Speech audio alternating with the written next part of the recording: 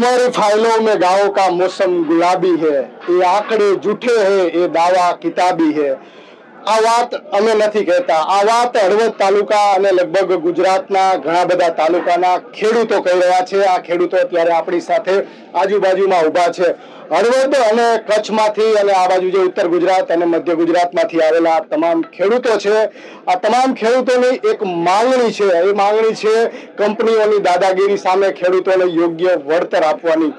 જે લાકડિયાથી જે નીકળેલી હાઈ ટેન્શન જે વીજ લાઈન, આ વીજ લાઈનમાં જે આ ખેડૂતોની જમીન, એ જમીનમાંથી એ લાઈન પસાર થઈ રહી છે અને આ તમામ ખેડૂતો ફરિયાદ કરી રહ્યા છે કે એમની સાથે ન્યાય નથી થઈ રહ્યો।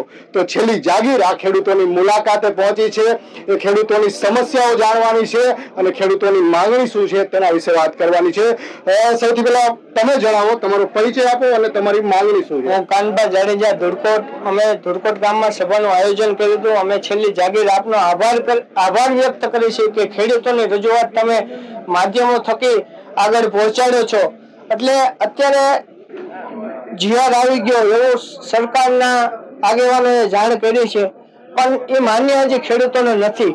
અને ભૂતકાળમાં 12 મહિના જે ખેડૂતોને પાવર ગ્રીડ ખેડૂતોની જમીન કબજામાં લઈને જે કામ કરી રહી હતી, એના માટે મોટું ખેડૂત સંમેલન 14 જિલ્લાના ખેડૂત આગેવાન આવ્યા હતા, હર તાલુકાના આવ્યા હતા અને આવનારા સમયમાં હજી પણ ખેડૂત લડી લેવાના મૂડમાં છે। જે જીઆર આપ્યો છે રાજ્ય સરકારે હજી આપ્યો નથી, પણ જાણ કરી છે, એ જીઆર પણ હજી ખેડૂતોને માન્ય નથી। એ જીઆર 2021માં ખેડૂતોને ચૂક્યો છે, એટલે હવે મોંઘવારીના દર પ્રમાણે જો 1400 થી 1500 મળશે તો જ ખેડૂતની માંગણી સંતોષાય એવું લાગશે, તો જ સભાઓ અને આંદોલનો બંધ કરશે। નકર આવનારા સમયે અવનવા કાર્યક્રમ દેવામાં આવશે ખેડૂતો તરફથી। જય જવાન જય હિન્દ। આપણે અન્ય એક ખેડૂતને પૂછી કે એ કયા જિલ્લામાંથી આવે છે અને એમનો શું પ્રશ્ન છે, એમની પાસેથી જાણીએ। તમારો પરિચય આપો અને તમારો પ્રશ્ન જણાવો। અમે આજે ધુળગઢ ગામે આવ્યા છીએ પાટણ જિલ્લામાંથી। પ્રશ્ન એવો છે કે અને પાવર ગ્રીડની લાઈન નીકળે છે, ગુજરાતમાં 14 જિલ્લામાંથી નીકળે છે। એના 1 વર્ષથી આ કામ ચાલુ છે, એમાં કંપની દબંગગીરી બહુ જ છે, એટલા માટે ખેડૂતોને વળતરનો પ્રશ્ન બહુ મોટો છે। રાષ્ટ્રહિતના સહયોગમાં ખેડૂતો પહેલા બી હતા ને અત્યારે સહયોગ આપવા તૈયાર છે, પણ વળતરમાં પ્રોબ્લેમ છે, એટલે વળતર એ આપવા નથી માંગતી। એટલે વળતર માટે અમારી ખાસ લડત છે। એમાં 2017માં કચ્છમાં ચૂકવાનું છે 1000 રૂપિયા, તો અત્યારે મને ડબલ થવું જ જોઈએ ને, કારણ કે અત્યારે મોંઘવારી કેટલી, 2017માં 63 રૂપિયા પેટ્રોલ હતું, અત્યારે 95 રૂપિયા થઈ ગયું, ડબલ થઈ ગયું છે। તો પછી જમીનનો ભાવ કેવો વધી ગયો છે ને, તો પછી વળતર બી ઊંચું આપવું જોઈએ। એ માંગને લઈને આજે ખેડૂતો બધા અહીંયા એકત્રિત થયા હતા, એટલે આજે એક નિયમ બનાવ્યો છે કે ભાઈ આપણે આગળ શું કરવું, એના વિશે ચર્ચા કરી છે। જો સરકાર અમને અમારું વળતર જે માંગ છે એ પ્રમાણે નહીં આપે તો અમારો કાર્યક્રમ આગળ ચાલુ રહેશે ને આ સમય આવશે તો ગાંધીનગર બી આવવાની તૈયારી છે। એ માટે અમે આજ ખાસ અહીંયા ધુડખર ગામે આવ્યા હતા।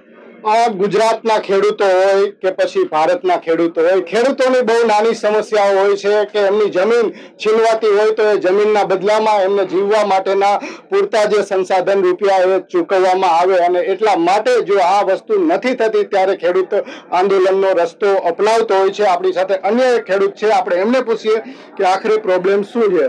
મારું નામ જામક કાલકેશભાઈ।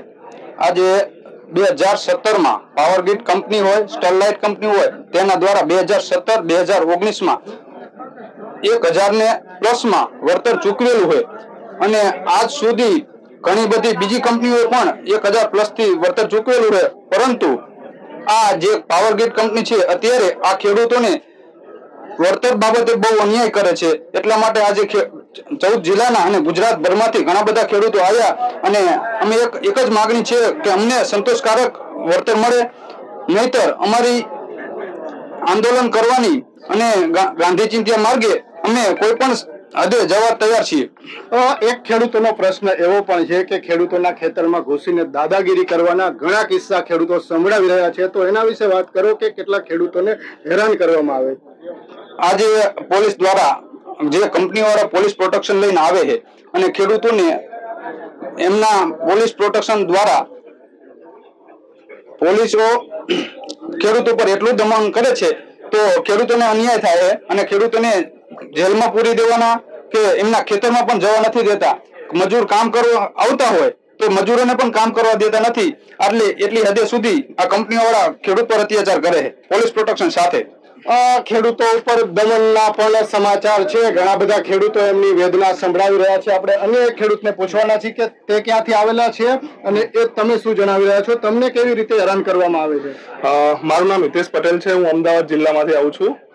આ પાવર ગ્રીડ કંપની જે લાઈન નીકળી રહી છે એની માટે અમે મામલતદાર કચેરીમાં, કલેક્ટર કચેરીમાં, એના સિવાય સીએમઓ પીએમઓ ભૂપેન્દ્ર પટેલ સાહેબને અમે વારંવાર રજૂઆત કરી છે કે અમને સરકાર જે વિકાસના કામો કરી રહી છે એનાથી અમને કંઈ પ્રોબ્લેમ નથી.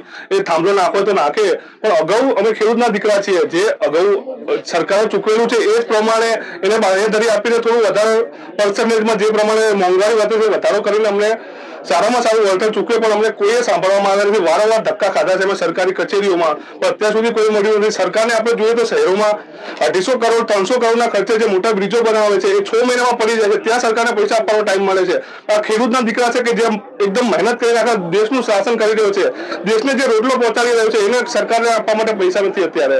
તો બસ રજૂઆત એટલી જ છે કે સરકારને ખેડૂતોને સારામાં સારું વળતર પ્રોવાઈડ કરે અને બસ ખેડૂતને સારામાં સારી મદદ કરે, બસ એ જ.